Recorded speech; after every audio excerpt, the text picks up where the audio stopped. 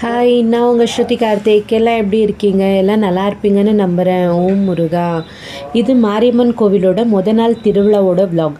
இது ஃபுல்லாக பார்த்தீங்கன்னாக்கா உங்களுக்கு தெரியும் அந்த நாள் எப்படி போச்சு, என்னெல்லாம் ஆயிருக்குன்னுட்டுன்னு. திருவிழா ஸ்டார்ட் ஆனதும் முதல்ல கோமாதா பூஜை இருந்தது. என்ன இது கிட்ட வந்து இவ்வளோ க்ளோஸ்அப்பில் நின்று ஃபோட்டோ பிடிச்சிருக்கேன்னு நினைக்காதீங்க. அது தானாக வந்து என்னை இப்படி தடவிந்து அது ரொம்ப சந்தோஷமாக இருந்தது. வீடியோ பண்ண போய் அது ஃபோட்டோவில் கிளிக் ஆகிட்டு இருந்தது. அது பெரிய பிளெஸ்ஸிங் மாதிரி இருந்தது. எனக்கு சும்மாவே மாட்டுக்கு ஏதாச்சும் சாப்பிட்டு கொடுக்கணுன்னுட்டு நினச்சாலும் என்னால் முடியாது. எங்கள் வீட்டுக்காரவை கை பிடிச்சினே இந்த கொடுத்துடுன்ற மாதிரி இருக்கும். அந்த மாதிரி தான் கொடுப்பேன் எப்பயுமே. கீரையோ இல்லை பழமோ ஏதாச்சும் வாங்கி கொடுத்தாலுமே.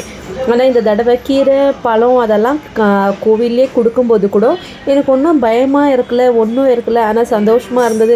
அது தானாக வந்து அவ்வளோ க்ளோஸில் வந்து நின்று இப்படி தடவி கொடுக்கும்போது என்னவோ ஒரு பாண்ட் இருக்குது எனக்கும் அனிமல்ஸ்க்கும். நிஜமாகவே அது ரொம்ப பிளெஸ்ஸிங்காக இருக்குது. அன்றைக்கி எங்கள் வீட்டு பசங்க இப்படி தான் ரெடியாக இருந்தாங்க, குஷியாக. அதுக்கப்புறம் என் கூட எங்கள் அக்கா அருமா இன்னொருத்தர் இவங்க எல்லாருக்கிட்டையும் ஃபோட்டோ செல்ஃபி எல்லாம் பிடிச்சின்னு ஹாப்பியாக இருந்தது. மறுபடியும் வாங்க வீடியோக்குள்ளே போகலாம்.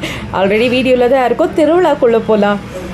நாள் திருவிழா ஸ்டார்ட் ஆன நாளில் இனிப்பில்லாட்டி எப்படி, அதனால தான் பொங்கல் செம்ம. எல்லாருமே அவ்வளோ அழகாக வந்து வச்சுருந்தாங்க. காலையிலே எல்லாருமே லைனாக வரிசையாக வைக்கிறது ரொம்ப சந்தோஷமாக இருந்தது. குஷியாக இருந்தது. பார்க்குறதுக்கும் அவ்வளோதான், பண்ணுறதுக்கும் அவ்வளோதான். நிறைய பேர் வச்சுருந்தாங்க. அவங்கவுங்க வேண்டுதல் எல்லாமே நிறைவேறட்டும். மாரியம்மாவோட அனுகிரகம் எல்லாருக்குமே பெறட்டும்.